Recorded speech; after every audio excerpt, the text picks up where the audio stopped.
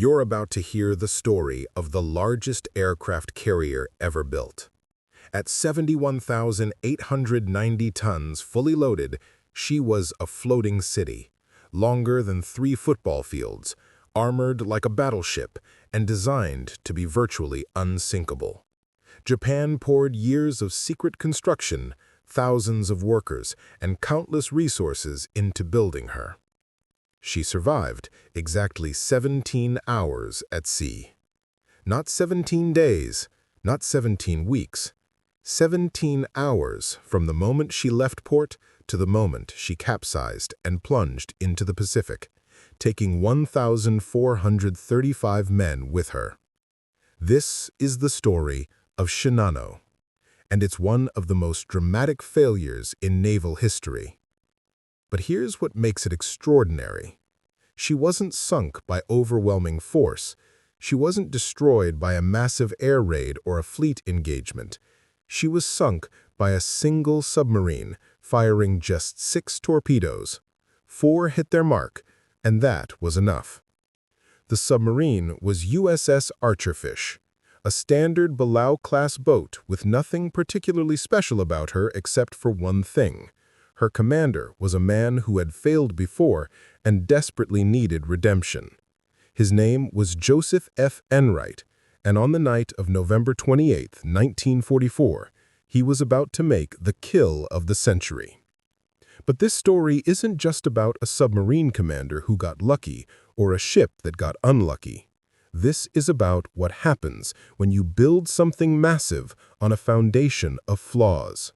When you rush construction, when you skip quality control, when you send an untrained crew to sea on an incomplete ship because you're desperate. Everything that could go wrong with Shinano's construction did go wrong.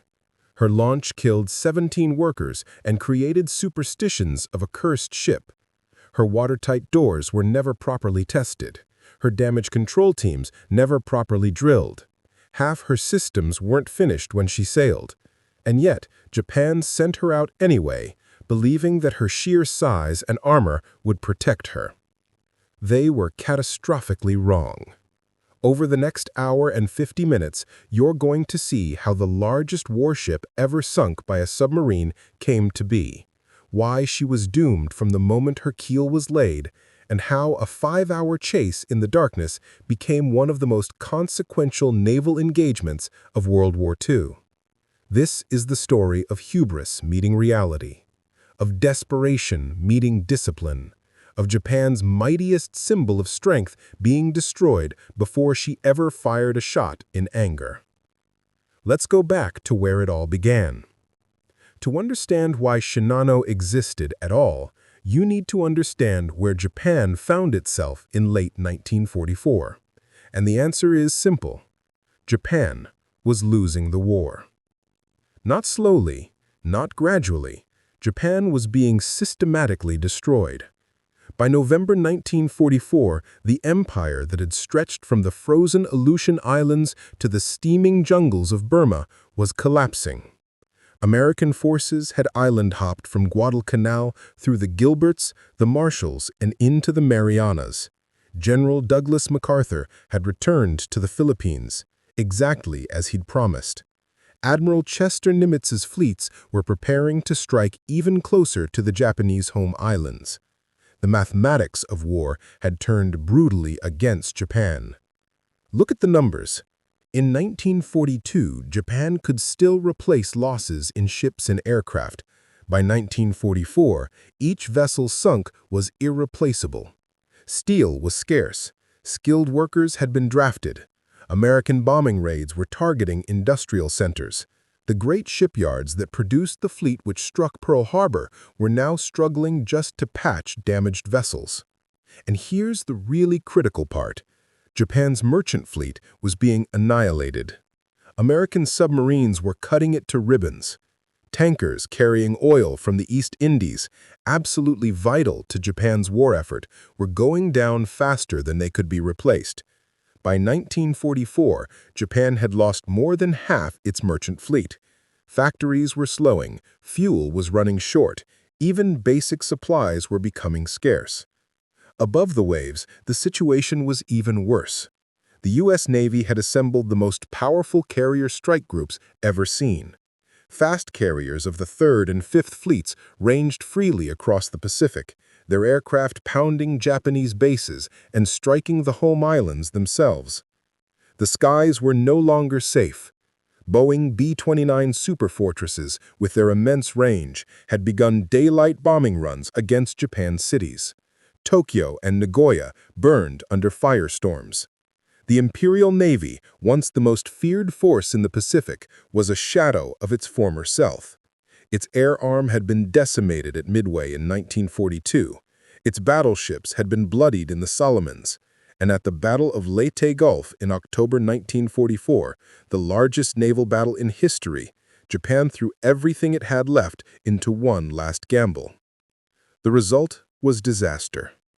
Carriers like Zukaku, a veteran of Pearl Harbor, were sunk.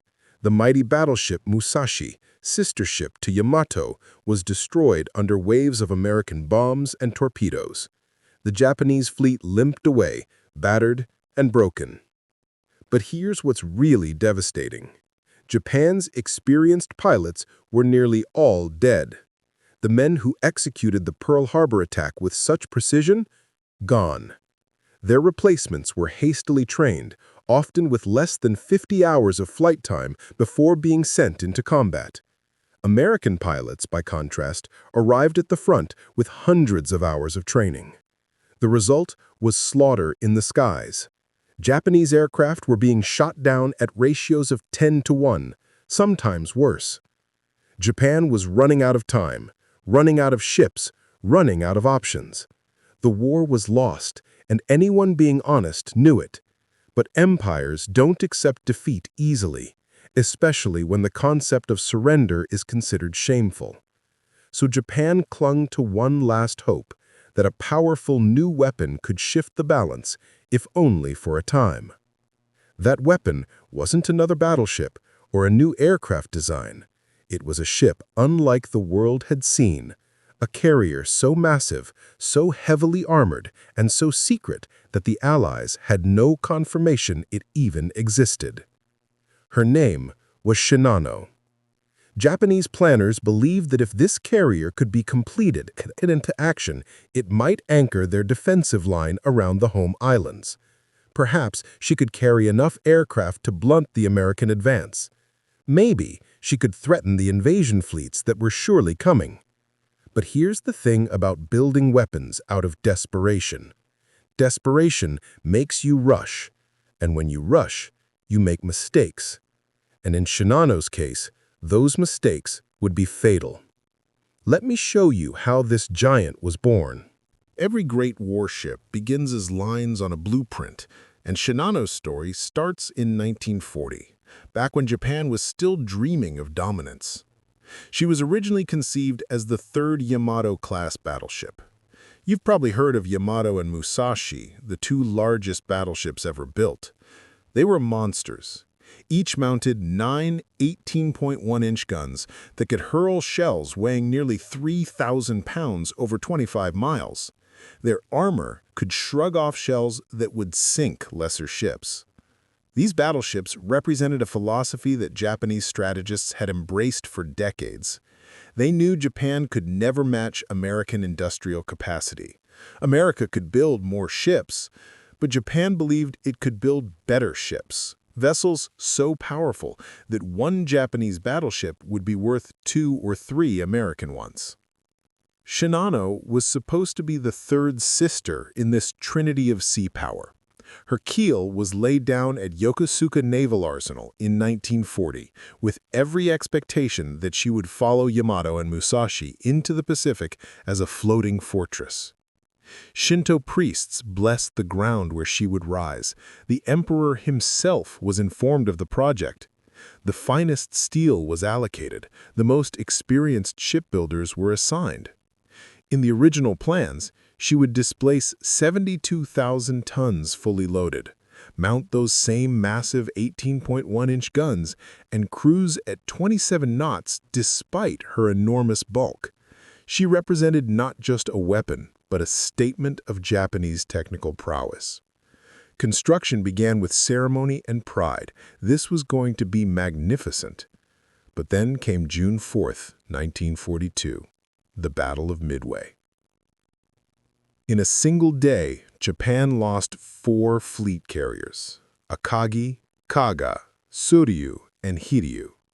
Along with them went hundreds of experienced pilots and the backbone of Japan's naval air arm. That battle shifted the balance of power in the Pacific permanently, and it forced Japan to face an uncomfortable truth. The age of the battleship was over. Aircraft carriers, not big guns, were the decisive weapons of modern naval warfare. A battleship could bombard targets maybe 25 miles away.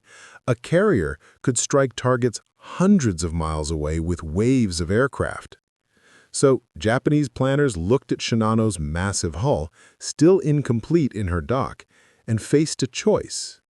They could finish her as a battleship and produce another gun platform in an era when carriers determined the outcome of battles, or they could leave her unfinished, which was unthinkable. Too much had already been invested.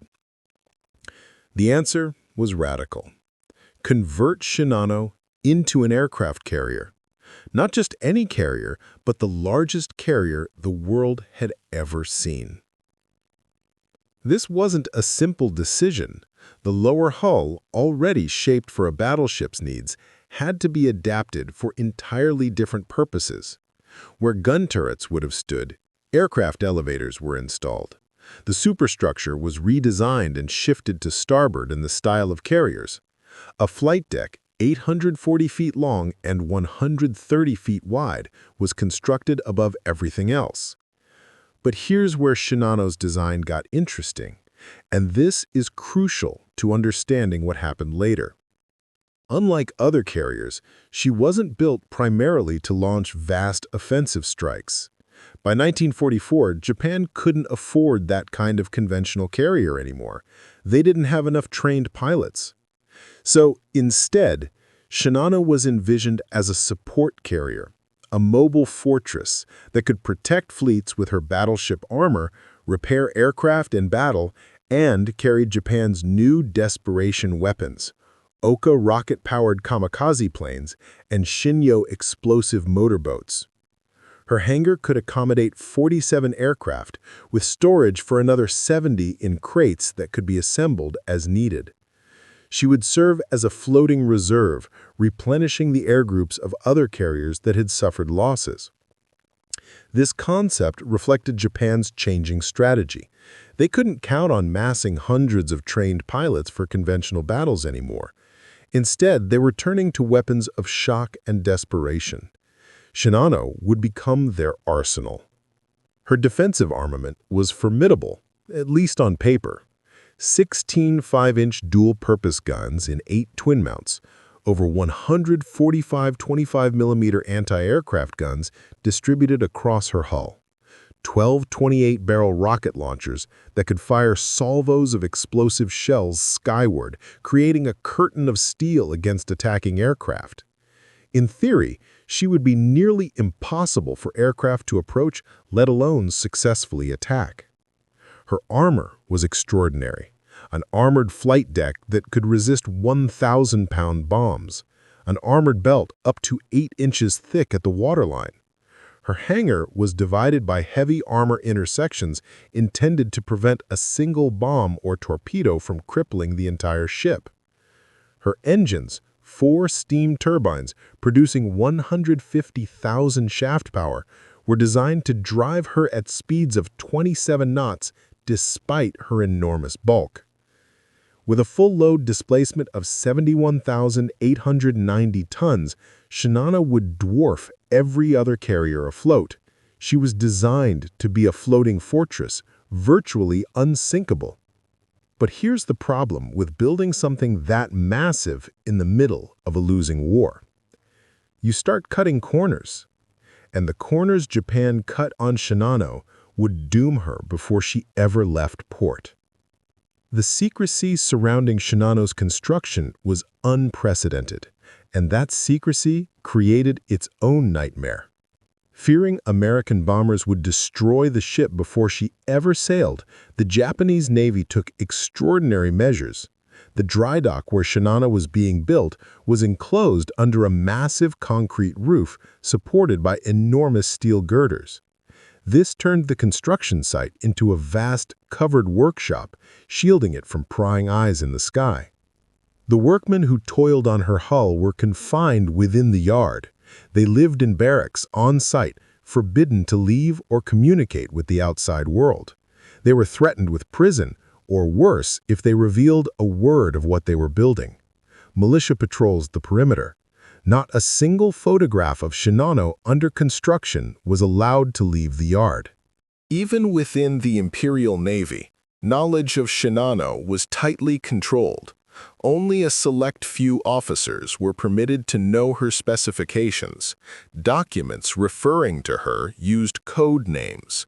When she finally emerged, she would be a surprise, not just to the Americans, but even to some of her own countrymen.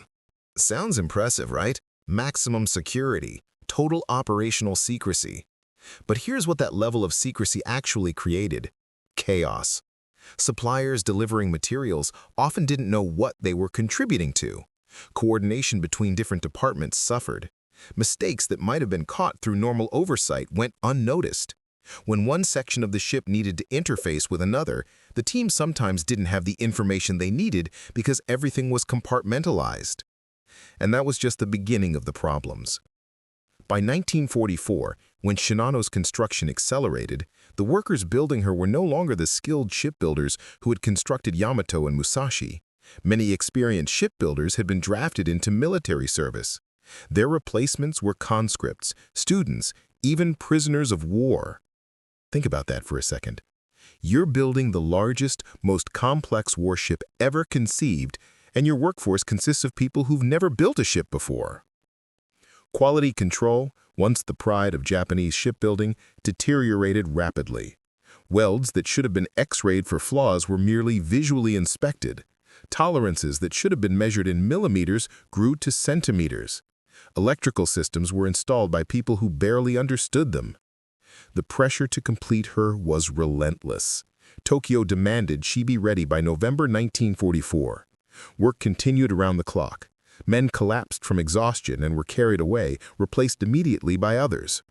The heat inside the covered dock in summer was stifling. In winter, workers' hands grew numb from cold. Accidents increased. Men fell from scaffolding, were crushed by moving steel plates, or were overcome by fumes from welding. Each death was hushed up. The war effort was deemed more important than individual lives. Materials were also compromised. The special steel allocated for her armor was sometimes diverted to other urgent projects. Inferior substitutes were used. Electrical wiring, much of it imported before the war, was now irreplaceable. When supplies ran out, improvised solutions were implemented. Systems that should have been redundant became single points of failure. Let me give you a specific example of how bad this got. The watertight doors. On a warship, watertight doors are literally your last line of defense against flooding. When a torpedo hits and water starts pouring in, you need to be able to seal off compartments immediately. These doors need to be tested under pressure to ensure they'll actually hold when it matters. On Shinano, many of the watertight doors were never properly tested. Some were merely checked to see if they closed, not whether they'd hold back flooding water under pressure. Some were installed incorrectly. Some had seals that weren't properly fitted. Why? Because testing takes time, and Japan didn't have time. The same story repeated across every system on the ship. The electrical panels, installed hastily, many not properly waterproofed. The damage control equipment, much of it never tested. The pumps that would be crucial for dealing with flooding, several were installed but never actually turned on before the ship sailed. And here's something that's almost darkly funny. Remember how I said Shinano had this incredible armored flight deck that could supposedly resist 1,000-pound bombs?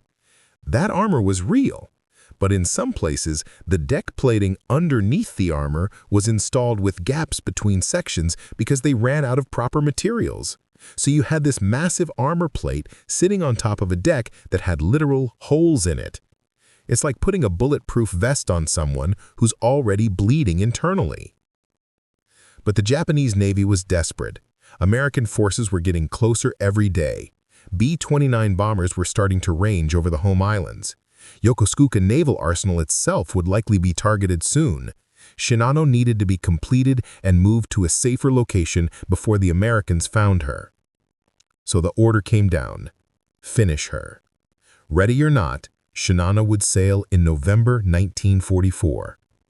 The great ship was being held together as much by desperation as by engineering. And then came October 8, 1944, the day that confirmed what many workers already suspected: this ship was cursed. The morning of October 8, 1944 was supposed to be triumphant. After 4 years of secret construction, Japan's greatest shipbuilding gamble was finally going to touch water for the first time. The atmosphere at Yokosuka Naval Arsenal was electric with anticipation.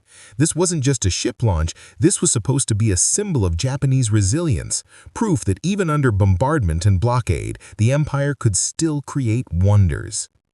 The day began with elaborate Shinto ceremony. At dawn, priests in white robes arrived to conduct purification rites. They waved streaming wands of white paper, chanted ancient prayers, and sprinkled salt to purify the ground. An altar was erected near the bow with offerings of rice, fish, and sake placed before it. The priests called upon the kami, the spirits of water, wind, and steel, to protect the vessel and grant her victory. High-ranking naval officers arrived in dress uniforms, their chests heavy with medals. Representatives from the imperial household were present. Workers, exhausted from years of labor, were given new clothes for the occasion. They stood in neat ranks, pride momentarily overcoming fatigue. Bands played martial music. Flags flew from every available point. The concrete roof that had hidden Shinano for so long had been partially removed, allowing shafts of sunlight to illuminate her massive hull. For the first time, people could see the true scale of what had been built in secret. She was magnificent, awe-inspiring. The launch plan was precise. Dry dock number 6 would be slowly flooded through controlled valves. As the water rose, Shinano would lift from her building blocks and float free. She would then be guided by tugs to a fitting-out pier where her final equipment would be installed. It was a procedure the shipyard had performed hundreds of times. What could go wrong? At 10:30 a.m., the order was given to begin flooding. Workers turned the valve wheels and seawater began to flow into the dock. At first, everything proceeded normally. The water rose steadily, inch by inch, creeping up Shinano's hull. Spectators watched expectantly. Then, without warning, catastrophe struck. The Caisson Gate, the massive steel barrier sealing dry dock number 6 from Tokyo Bay, collapsed. Instead of a controlled flooding, a torrent of seawater burst inward with unstoppable force. The sound was like thunder, a roaring cascade that drowned out all other noise. In seconds, millions of gallons of water surged into the dock. Shinano, instead of rising gently, was hit by a wall of water. The massive ship, 70,000 tons of steel, surged forward like a cork blasted from a bottle. She slammed into the dock's far wall with a grinding crash that shook the earth. Windows shattered a quarter-mile away. Mooring cables thick as a man's arm snapped like threads. The recoil sent them whipping through the air with lethal force. One cable decapitated a worker. Another crushed 3 men against a crane. The great hull rebounded from the impact and swung sideways, her stern smashing into the dock's sidewall. She seesawed back and forth, a massive pendulum of destruction, crushing everything in her path. For long minutes, chaos reigned absolute. Workers fled in panic, some diving into the churning water to escape the swinging hull. Others were swept away by the torrent. Officers shouted orders that no one could hear over the roar. The carefully choreographed ceremony had become a disaster. The band's instruments were scattered, flags were torn away, the Shinto altar was smashed to splinters. When the water finally stabilized and Shinano came to rest, the damage was surveyed. Miraculously, despite the violence, no fundamental structural damage had occurred to the ship herself. Her hull bore dents and scrapes, twisted fittings and broken railings, but her integrity remained intact. The human cost was another matter entirely. 17 workers were dead, 43 injured. Some bodies were never recovered, swept out to sea, or crushed beyond recognition. But perhaps the greatest damage was psychological. To Japanese workers and sailors, ships were not mere machines. They possessed spirits, souls that needed to be properly honored. A ship whose launch was marked by disaster was considered cursed by the kami. The violent, uncontrolled launch was the worst possible omen. Word spread quickly through Yokosuka, then beyond.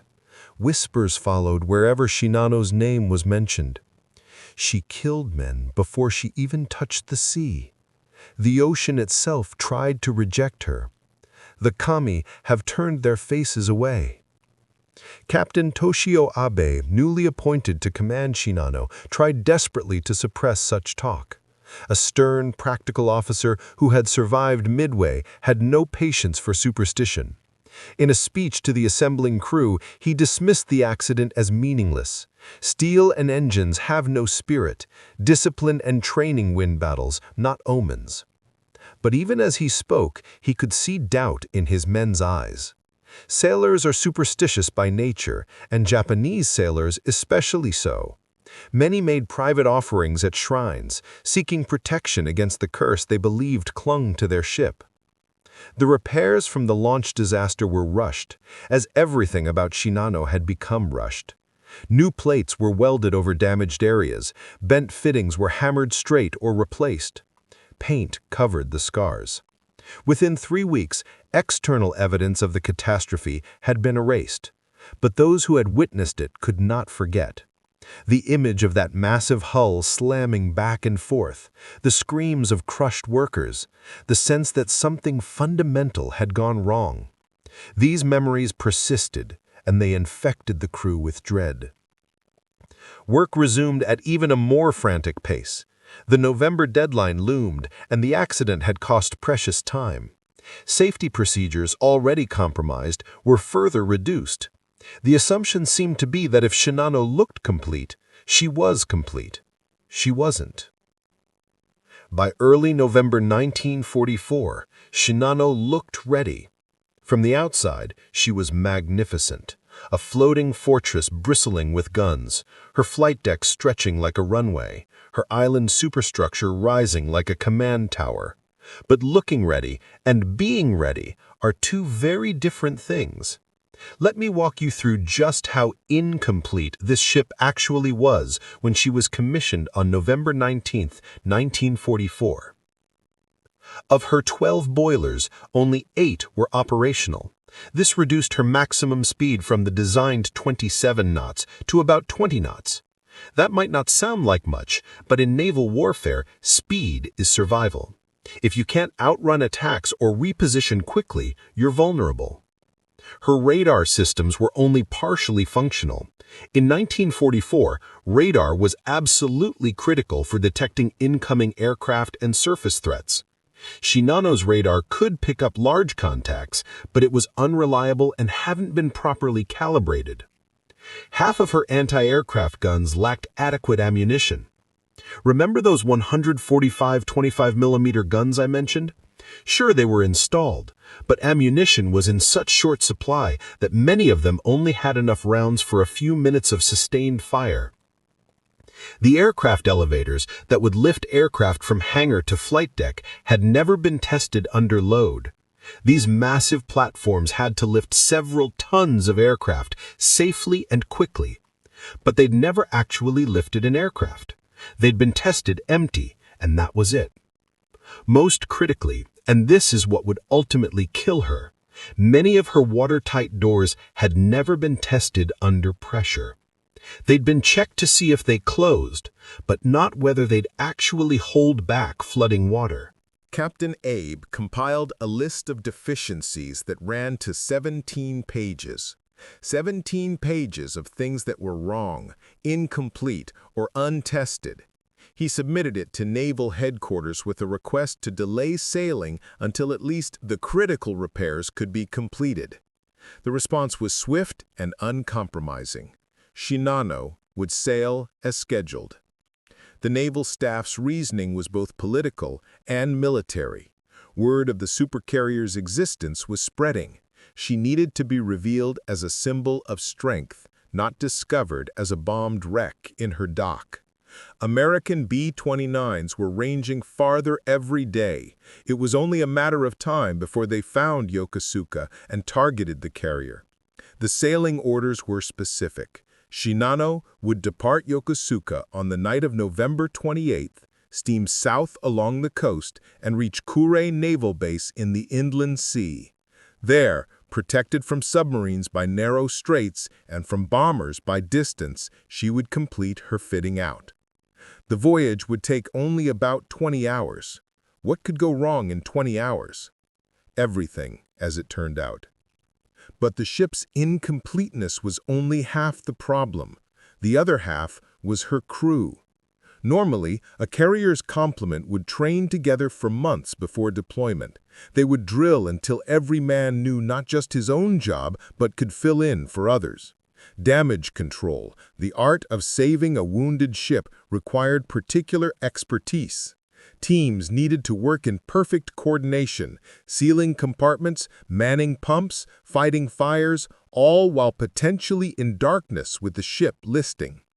But Shinano's crew was assembled from wherever men could be found. Veterans from sunken ships, new recruits fresh from training, workers conscripted from civilian life. They were thrown together with minimal organization. Many didn't even speak the same dialect of Japanese. The officers tried to conduct drills, but time was too short and the crew too green. When they practiced damage control procedures, confusion reigned. Men got lost in the maze of passages, equipment was in the wrong places, orders were misunderstood. Let me give you a specific example of how unprepared they were. During one damage control drill, a simulated flooding scenario was announced. The damage control team was supposed to rush to the affected compartment, seal the watertight doors, and start pumps to remove the water. What actually happened? Half the team went to the wrong deck. The other half couldn't find the pumps because they'd been moved during the final stages of construction and nobody had updated the location charts. When they finally found the pumps, several men didn't know how to operate them. This was supposed to be the team that would save the ship if she was hit. Among the crew, talk of the curse persisted. Petty officers reported that men were requesting transfers, claiming illness, even injuring themselves to avoid sailing on Shinano. The ship's chaplain, a Buddhist priest, conducted blessing after blessing, trying to calm fears. But each ceremony seemed to emphasize the problem rather than solve it. Why did the ship need so many blessings if nothing was wrong? The final weeks of preparation took on a desperate quality.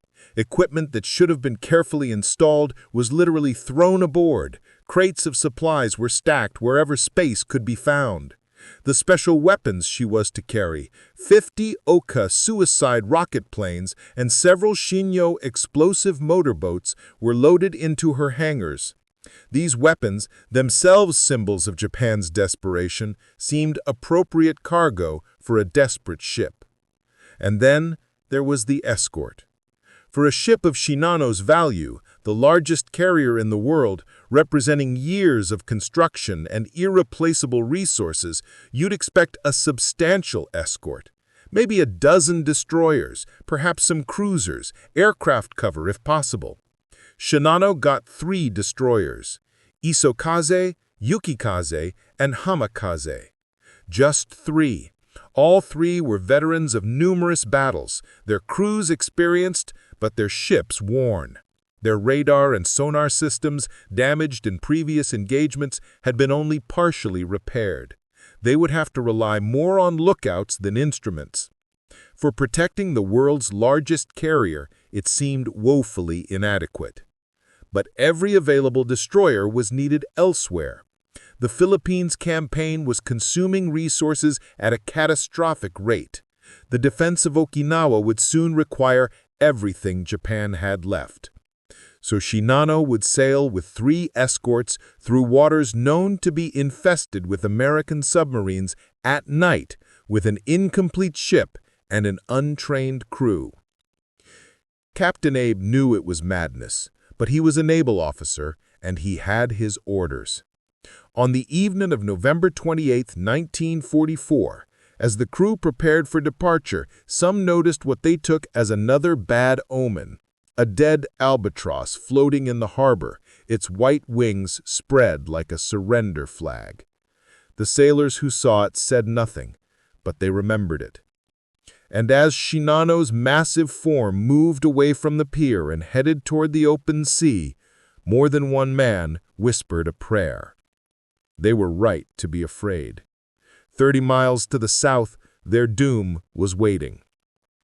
While Shinano was preparing to sail, a very different kind of story was unfolding beneath the waves of the Pacific. USS Archerfish was a Yamato-class submarine, 311 feet of welded steel, nothing particularly special about her design. She carried the standard complement of 24 torpedoes, had a crew of about 80 men, and could dive to 400 feet. Thousands of submarines like her were built during World War II. What made Archerfish potentially significant wasn't the boat itself, but the man commanding her. Commander Joseph F. Enright was 33 years old in November 1944, and he was haunted by failure. Earlier in the war, Enright had commanded another submarine, USS Dace. On that patrol, he'd had multiple opportunities to fire torpedoes at enemy vessels. Each time, he'd hesitated. He'd second-guessed his firing solutions. He'd waited for better position, better angles, better circumstances. He'd returned from patrol without firing a single torpedo. To a submariner in wartime, this was more than disappointing, it was shameful. Submarines were offensive weapons. Their entire purpose was to sink enemy ships. Returning with a full load of torpedoes meant you'd failed at your fundamental mission. The Navy didn't officially reprimand Enright, but he felt the judgment anyway. In the tight community of submarine officers, word got around. The whispers followed him. Lost his nerve, couldn't pull the trigger, not aggressive enough. Enright felt the weight of those whispers.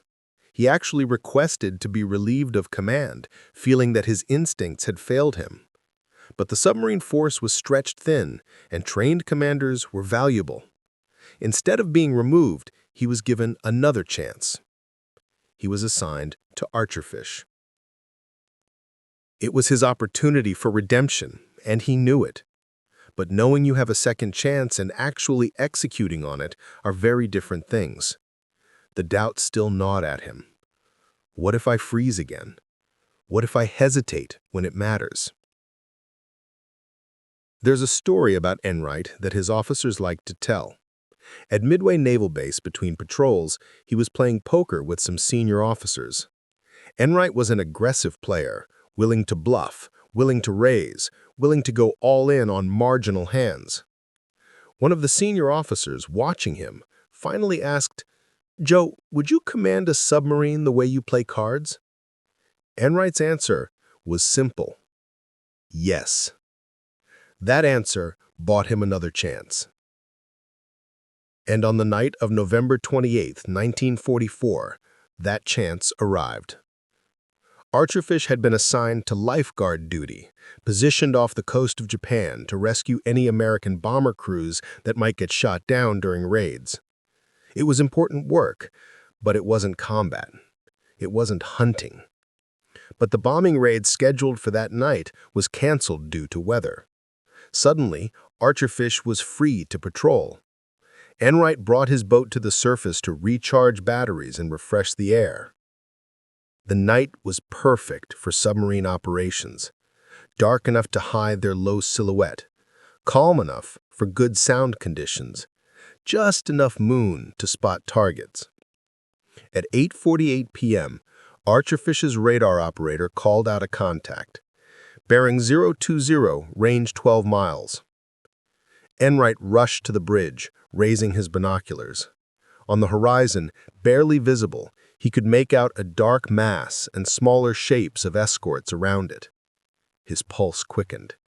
This was no merchant vessel.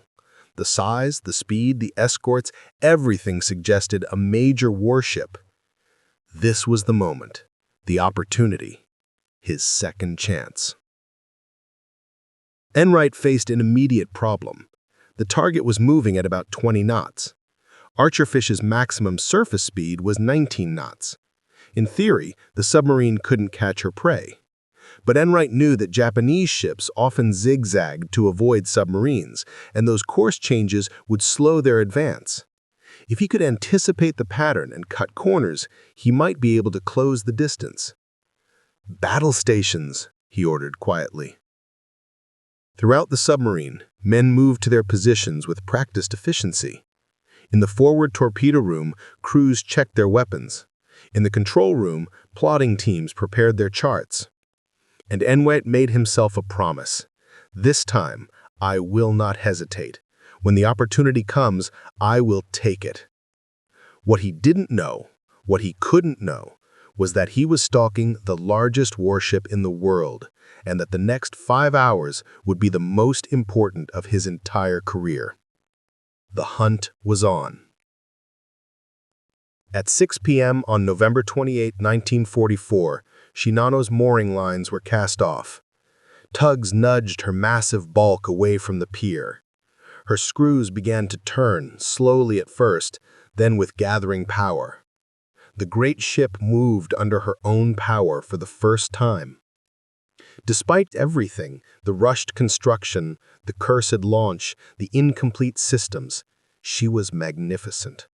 Her hull stretched nearly 900 feet. Her flight deck rose 60 feet above the water. She displaced more than most harbors could handle. The 3 destroyers took up their screening positions, Izokaze in the lead, Yukikaze and Hamakaze on the flanks. Together, the 4 ships headed for the harbor entrance and the open sea beyond. As they passed through the submarine nets protecting the harbor, several crew members noticed that dead albatross I mentioned earlier floating in the water. Its white wings were spread wide. They said nothing, but they looked at each other, and the meaning was clear. Another bad omen. On Shinano's bridge, Captain Abe reviewed the charts one final time. The route was straightforward, south along the coast, around the Izu Peninsula, then west to Kure. They would travel at night to avoid American bombers and stay close to shore to minimize exposure to submarines. At 8:48 p.m., the exact moment Archerfish's radar picked up the contact, Shinano was cruising at 20 knots, executing a standard zigzag pattern to throw off any submarines that might be lurking.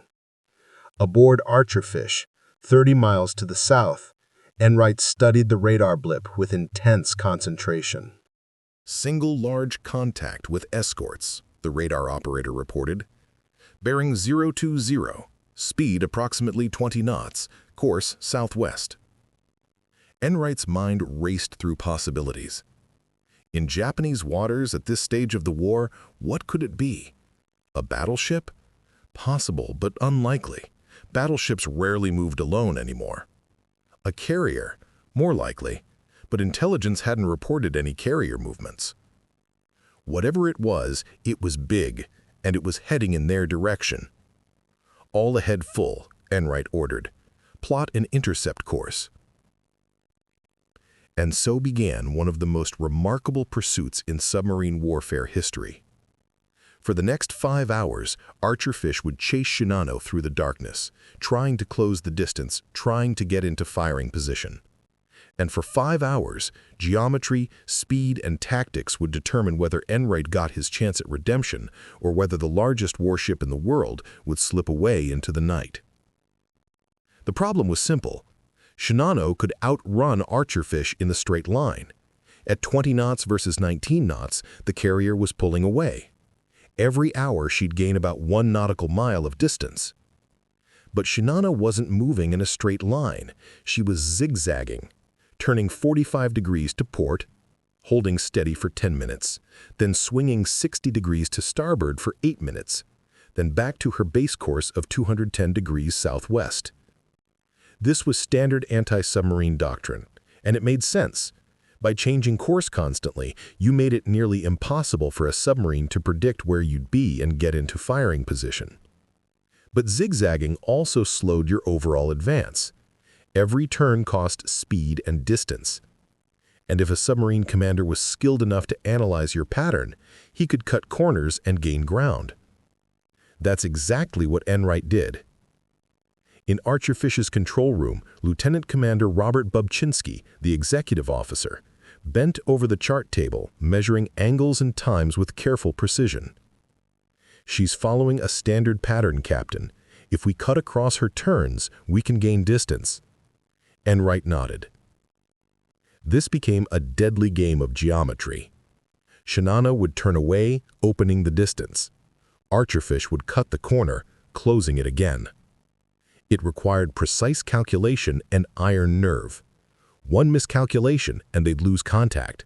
One detection by the destroyers and they'd face a barrage of depth charges. For an hour, Archerfish pursued at maximum speed. Her 4 diesel engines strained, the submarine vibrating with effort. Spray broke over her bow. Below, in the engine room, the temperature soared past 120 degrees Fahrenheit. Men worked in shifts, rushing topside to gulp fresh air before returning to their stations. On Shinano's bridge, radar operators detected the American submarine almost immediately. The equipment might have been only partially functional, but it worked well enough to spot a surface contact at several miles. "Captain, radar contact bearing 170, distance 8,000 meters," the radar operator reported. Abe received the report with grim satisfaction. He'd expected submarines. The waters off Japan were infested with them. "Signal the escorts," he ordered. "Enemy submarine bearing 170, distance 8,000 meters." Abe faced a tactical dilemma. If he ordered the destroyers to pursue the submarine, they'd have to leave Shinano's side, potentially exposing her to other submarines that might be lurking. American wolf packs often operated with one boat revealing itself to draw off escorts while others move in for the kill. But if he kept the destroyers close, the trailing submarine could shadow them, perhaps radioing their position to other boats or aircraft. Abe chose what seemed the prudent course. Keep the escorts close and use speed and evasive maneuvers to shake off pursuit. "Execute zigzag pattern number 7, he ordered. Shinano's massive bulk began its series of course changes, and Abe settled in to wait. He expected the submarine would eventually give up and break off contact. American submarines were aggressive, but they weren't suicidal. They wouldn't pursue indefinitely against a target with escorts. Abe was wrong. Enright had no intention of giving up. This was his chance, perhaps his only chance to prove himself. He would stay with this target as long as his fuel and batteries hold out. As the pursuit continued into the night, Shinano's incomplete construction began to tell. At 11 p.m., a bearing on the starboard inboard propeller shaft began to overheat. The massive shaft, turning at high speed, generated friction that the bearing couldn't properly dissipate. Temperature gauges climbed into the red zone. The engineering officer faced a terrible choice: continue running and risk catastrophic failure, or slow down and perhaps fall prey to the submarine. He chose to reduce speed on that shaft. Shinano's speed dropped from 20 knots to 18 knots. The reduction seemed small, but it was critical. Now Archerfish could not just keep pace, she could actually gain ground. "She's slowing, Captain," the sonar operator reported. "Reduction in engine sound. Estimate speed now 18 knots. Enright permitted himself a tight smile.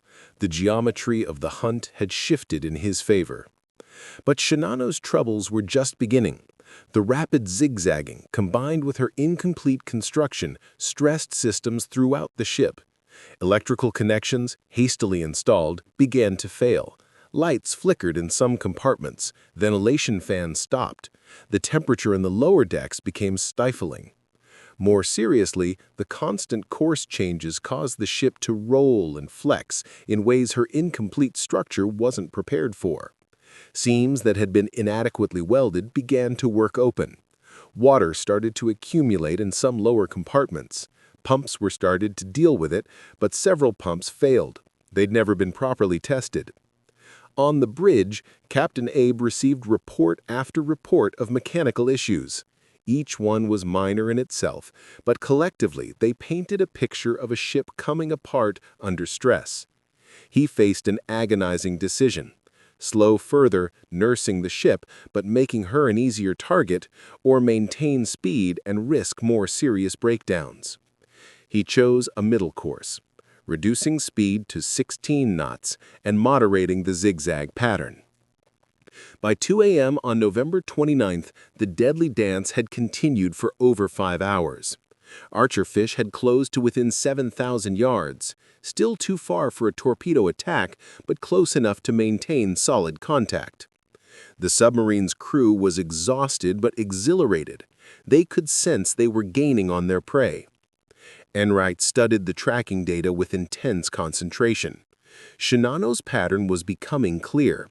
Despite the zigzags, she consistently returned to a base course of 210 degrees, southwest toward Kerr.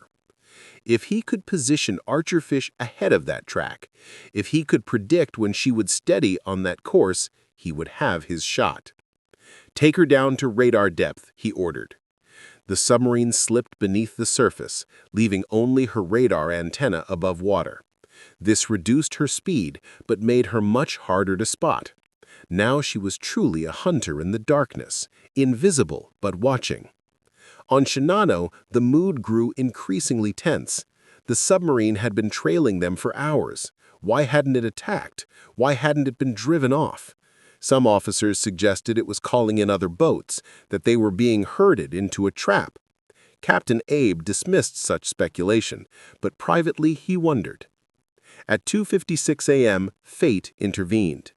Isokase, the lead destroyer, spotted what her lookouts believed was a periscope off the starboard bow. Without waiting for orders, her captain increased speed and charged toward the contact. The destroyer's bow wave rose white in the darkness as she accelerated to 35 knots. On Archerfish, alarm bells rang. High-speed screws approaching, destroyer bearing 340, closing fast. Enright had seconds to decide: crash dive and probably lose his target forever, or hold depth and risk detection. He chose to dive, but only to 150 feet, shallow enough to resurface quickly. Rig for silent running, rig for depth charge. The destroyer passed directly overhead, her screws thundering through the water like a freight train. Every man on Archerfish held his breath, waiting for the splash of depth charges. None came. Isokase had lost contact. More importantly, she'd violated Captain Abe's orders to maintain formation. A sharp signal from Shinano's bridge ordered her back into position. The moment Isokase turned away, Enright brought Archerfish back to periscope depth. Shinano was still there, still on course, now only 4,000 yards away. The opportunity he had waited for all night was at hand. At 3:15 a.m., everything aligned. Shinano steadied on her base course of 210 degrees. She was broadside to Archerfish. Range 1,400 yards. Speed 16 knots. In submarine warfare, it was the perfect setup. Close enough for accuracy, angled for maximum target area, slow enough for a good firing solution. Enright made his final observations through the periscope. The carrier filled his view, massive, beyond anything he'd ever seen. His flight deck stretched like a cliff face. Her island structure rose like a building. He could see lights in some of her portholes, the shadows of her escorts, the white water at her bow. This was it, the moment, his redemption. "Final bearing and shoot," he ordered. "Make ready all tubes." His voice was calm, but his heart was pounding. This time, he would not hesitate. In Archerfish's forward torpedo room, 6 Mark 14 torpedoes sat ready in their tubes. Each one was 20 feet long, weighed 3,200 pounds, and carried 600 pounds of Torpex explosive, a compound more powerful than standard TNT. These weapons had been troublesome earlier in the war: defective detonators, torpedoes that ran too deep, torpedoes that hit targets but failed to explode. American submariners had fought entire patrols with duds. But by late 1944, those problems had been fixed. The Mark 14 was now a reliable ship killer. "Set depth 10 feet, Enright ordered. This was unusually shallow.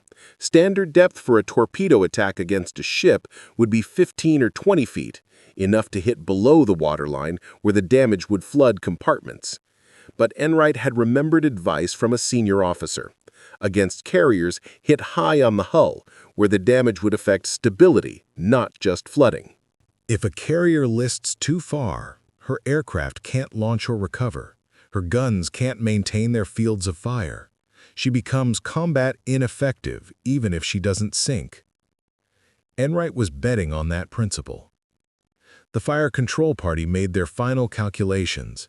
Target speed, 16 knots. Angle on the bow, 70 degrees port. Distance, 1,400 yards. All the variables were fed into the torpedo data computer, an analog device that calculated the correct firing angle.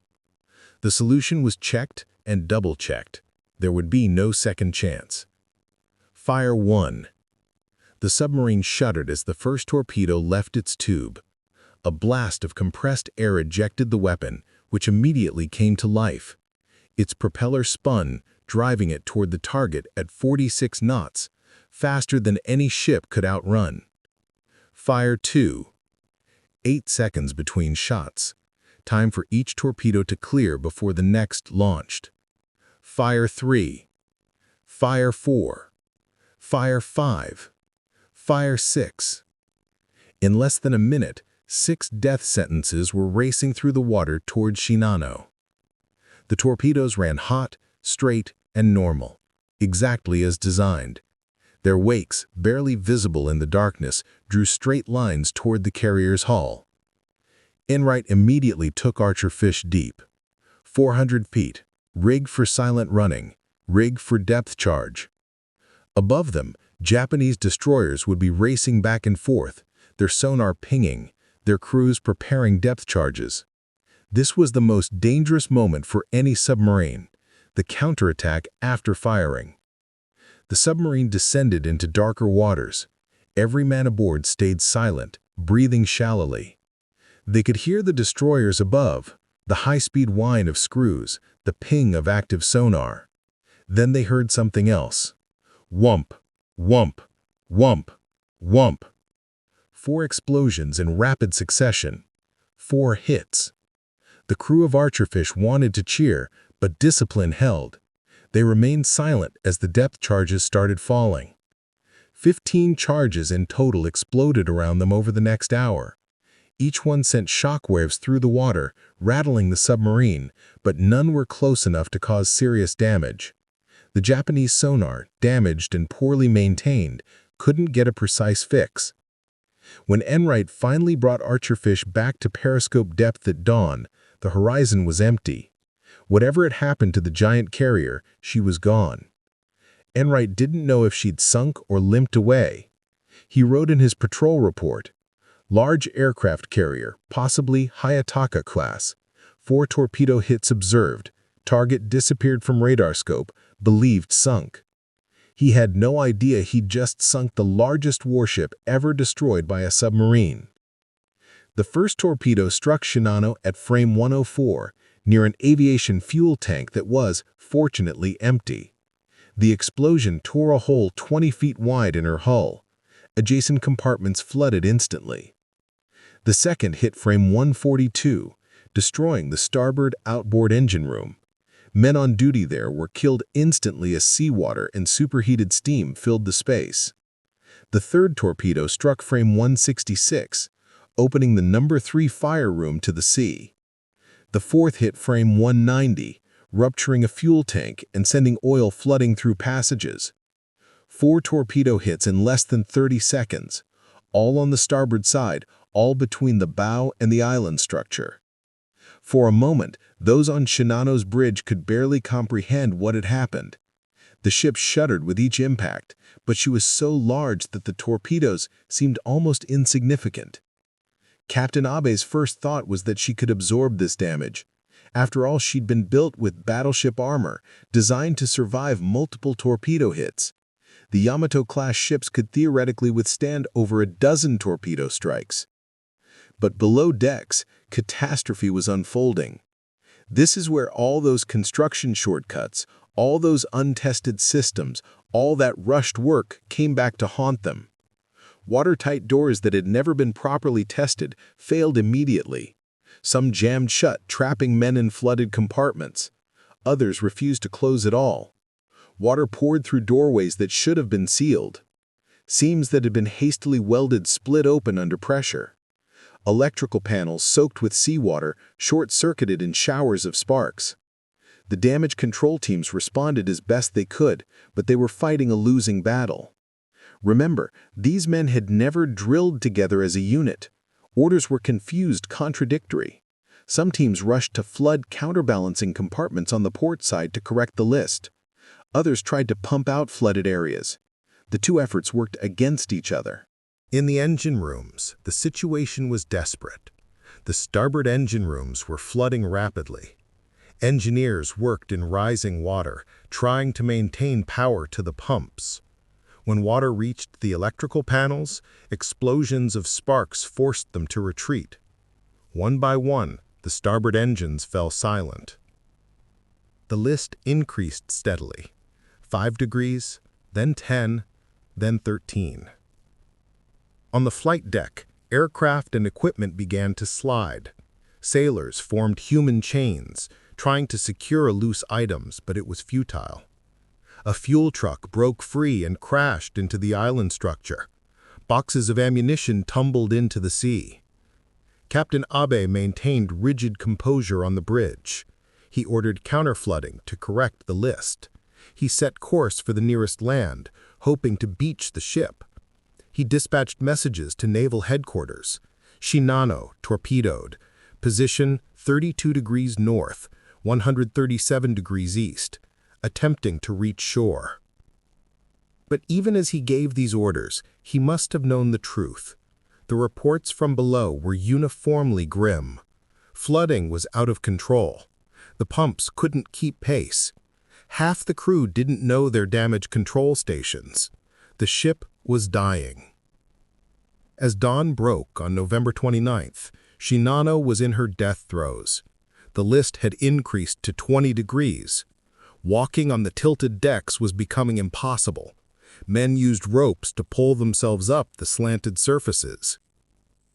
In the hangar deck, the Oka suicide planes had broken loose, sliding into each other. Their volatile rocket fuel created an extreme fire hazard. The flooding had spread far beyond the initial torpedo damage. This was what naval architects call progressive flooding. Water finding paths through doors, vents, cable runs, any opening, spreading like cancer through the ship. Compartments that should have been safe were filling. The weight of water, thousands of tons of it, was dragging Shinano deeper. Captain Abe made one last attempt to save his ship. He ordered all engines ahead full, trying to drive Shinano toward shore. But with only the port engines functioning, the ship could barely make 10 knots. She was traveling in circles, her rudder unable to compensate for the uneven thrust. At 8:30 a.m., Abe authorized the emergency signal. Prepare to abandon ship. It wasn't yet an order to abandon, but a warning to be ready. Sailors began gathering on the flight deck, helping wounded comrades up from below. Life jackets were distributed. The destroyers moved in closer, preparing to pick up survivors. Below decks, scenes of heroism and tragedy played out. Engineers remained at their posts, keeping the lights on and the pumps running until water drove them out. Medical officers worked in tilting sick bays, trying to evacuate patients. In one flooded compartment, 30 men were trapped behind a jammed hatch. Their hammering could be heard for an hour before it stopped. The end came quickly. At 10:18 a.m., the list suddenly increased to 35 degrees. Equipment, aircraft, and men began sliding uncontrollably down the flight deck into the sea. The order came, all hands, abandon ship. But for many it was too late. The list increased so rapidly that hundreds were trapped inside. Others, trying to climb the tilted deck, lost their grip and fell. Some jumped from the flight deck, a 60-foot drop that killed many on impact. Captain Abe remained on the bridge. As was tradition, he would go down with his ship. He tied himself to the helm, determined to maintain dignity to the end. Around him, his senior officers made the same choice. They sang the national anthem as the water rose around them. At 10:55 a.m., Shinano capsized. Her flight deck tilted past vertical. Then she rolled completely over. For a moment, her massive hull was visible, barnacles and red anti-fouling paint gleaming in the morning sun. Then, with a tremendous roar of escaping air, she plunged beneath the surface. The largest aircraft carrier ever built had survived just 17 hours at sea, from 6 p.m. on November 28th to 10:55 a.m. on November 29th. 17 hours. The sea where Shinano sank was littered with debris and desperate men. Over 2,000 had been aboard. Now hundreds struggled in the oil-slicked water. The 3 destroyers moved among them, picking up survivors. But the rescue was selective. Naval tradition held that officers should be saved first. Some destroyer captains, hardened by war, refused to pick up men who showed panic. "Save only the brave," one captain told his crew. The result was tragedy upon tragedy. Men who'd survived the sinking drowned within sight of rescue ships. Others, covered in oil, were too slippery to grab and slipped beneath the waves. The winter sea was cold. Hypothermia claimed those who weren't picked up quickly. When the rescue ended, 1,080 men had been saved. The remaining 1,435, including Captain Abe and most of his senior officers, were dead.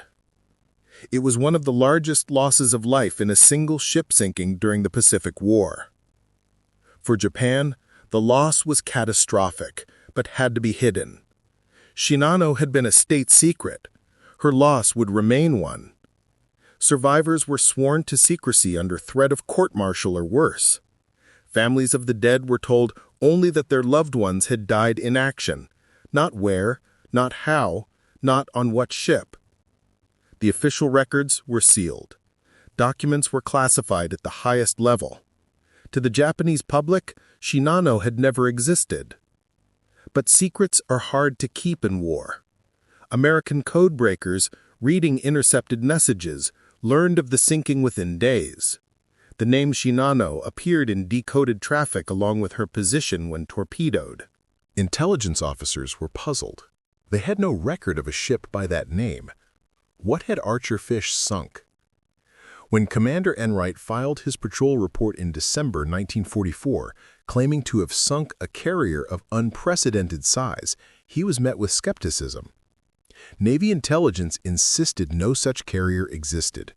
The highest tonnage they would credit him with was 28,000 tons, still a significant kill, but far short of reality. Enright was frustrated, but accepted the assessment. After all, he had no way to know what he'd actually hit. He knew it was big, enormous even, but he couldn't prove it was the monster he suspected.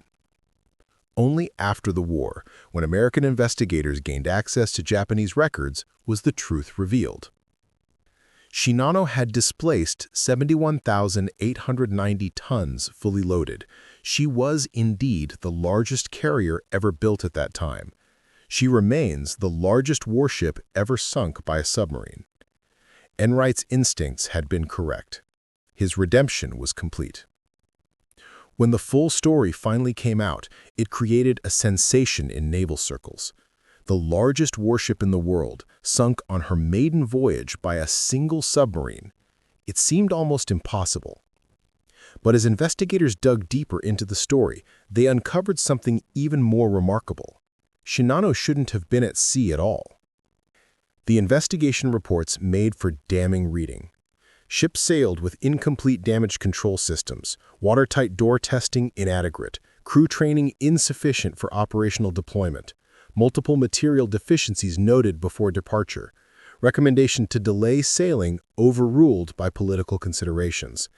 In other words, everyone knew Shinano wasn't ready. They sent her out anyway. So, what can we learn from this disaster? Because, make no mistake, this was a disaster. Not just a combat loss, but a preventable catastrophe. First lesson, size without reliability is vulnerability. Shinano was the biggest carrier ever built, but her size meant nothing when her systems didn't work.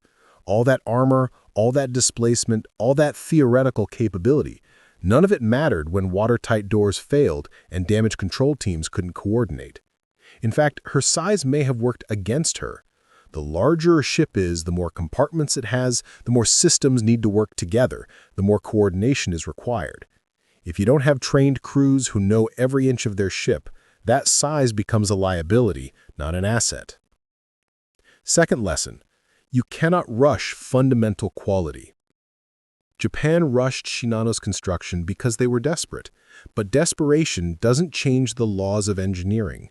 Welds need to be properly tested, systems need to be properly installed, crews need to be properly trained. Every corner they cut, every test they skipped, every procedure they abbreviated created another potential failure point. And in the end, those failure points killed the ship. Third lesson, superstition sometimes reflects reality. When the crew talked about Shinano being cursed, they weren't being irrational. They were picking up on all the signs that something was fundamentally wrong with their ship. The disastrous launch, the constant breakdowns, the rushed preparation, these weren't supernatural omens, they were evidence of systematic failure. The sailors knew, on some level, that they were being sent to sea on a death trap. They just didn't have the technical vocabulary to express it, so they expressed it through superstition. Fourth lesson, the silent service matters. American submarines in World War II sunk over 1,000 Japanese vessels, totaling about 5 million tons. That's roughly half of Japan's merchant fleet and a third of its navy. Submarines, relatively cheap, crewed by fewer than 100 men, could destroy capital ships worth thousands of times their cost. The age of the submarine as a strategic weapon had truly arrived with Shinano's sinking. Fifth lesson, training beats technology. Archerfish wasn't a special submarine. Her technology wasn't superior to what Japan had. But her crew was superbly trained. They drilled together for months. Every man knew his job and could do it in the dark, in an emergency, under pressure. Shinano had better armor, more guns, more displacement. But her crew was thrown together at the last minute with minimal training. When the crisis came, technology couldn't compensate for lack of training. Sixth lesson, one person's failure can become another's redemption. Commander Enright had failed before. He could have let that failure define him. Instead, he learned from it, got another chance, and executed perfectly when it mattered most. His story shows that one failure doesn't have to be the end of a career, if you're willing to learn and improve. And finally, wars aren't won by superweapons. Japan kept trying to find the one decisive weapon that would change everything. The Yamato-class battleships, the Shinano carrier, kamikaze attacks. Each time they believed one massive effort, one perfect weapon, could shift the balance. But wars are won by systems, not symbols. While Japan built one massive carrier, America built dozens of smaller ones. While Japan rushed incomplete ships to sea, America took time to train crews properly. The result was inevitable. Today, Shinano rests in about 4,000 meters of water off Cape Omaezaki on the southern coast of Japan. She lies upside down, her flight deck buried in sediment, her hull slowly collapsing under the immense pressure of depth and time.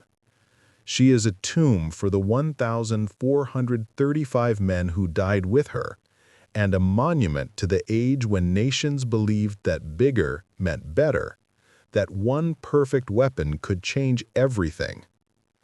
In 2019, deep-sea explorers discovered the wreck.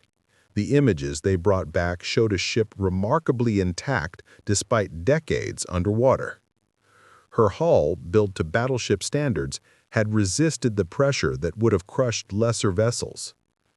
But she lies inverted, her intended glory forever buried in the seafloor.